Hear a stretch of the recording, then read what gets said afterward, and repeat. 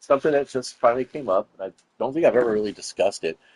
But as you can see, that's going to be 33 levels. And honestly, for what I'm doing with it, I don't really need alluding to sharpness 4 or a breaking knockback. That's just not going to help me. Not when I already pulled an unbreaking flame punch and power 4 bow. And I do plan to keep enchanting bows because I am a long range fighter. I'm not much into short range. So one of my main enchanting policies. Now, like I said, I did play with it for a little bit and I tested it. Um, and looting 2 doesn't provide anything. And obviously, I can't enchant any more to it. How I got this sword, I don't really recall. I don't think it was. I think what it was is that two of my weaponsmiths were selling very different swords, and I just combined them because one was breaking. And at the time, the enchantment did not cost 33 levels. It was like, oh, I want to say at the most 12 or 13, but then all of a sudden, bam, exponential value. So, for what the Iron Sword is providing me, and the fact that it's much easier for me to just go ahead and trade for iron enchanted swords, use them until they're near broken, and just like the iron axes with my older process, go ahead and fart off there. This is a trade from a villager, so I don't mind it.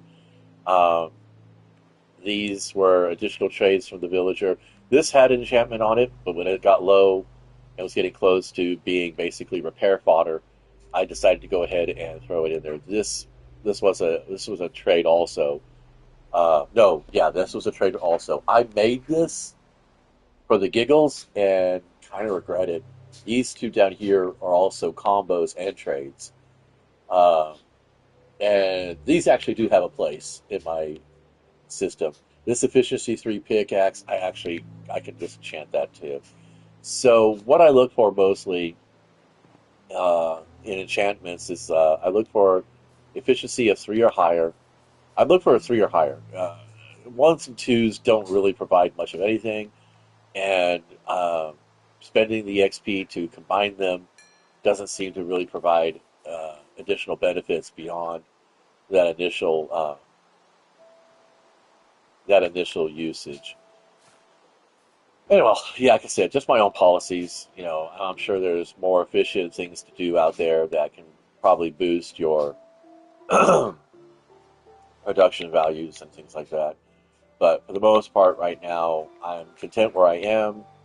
Um, the gear that I trade for from my villagers, I'm going to use until it gets down to a point where it's going to break, and then I'll disenchant it, take those levels, and then use the broken pieces as improvements to upgrades to the other, I mean, repairs to the other items. I've only had to go through one anvil so far, and that was because I got unlucky and just 3 uses and it broke, which is something that can happen apparently, and is basically bullshit. But that's RNG. I don't know. Again, like I said, I don't mind. I don't mind randomness in games. That's what makes games games, in a sense. But I like being able to mitigate the uh, the weight of randomness in some way or another, which is why I think fifth edition D&D does a pretty good job with all of the feats and bonuses that your character can get, plus the fact that you also can get advantage and inspiration from the dungeon master. Um, Likewise, it's also why I like playing games like Ironsworn, because the use of uh, special abilities and things like that. And games that involve using tags to improve your chances more so than actually just random straight rolls. Linear rolls are not cool. Um, they are effective, but it's better to have some kind of variation in there because it most simulates the real world experiences of randomness. Because every time you get something random, it's not always going to be, oh, that's a straight fail.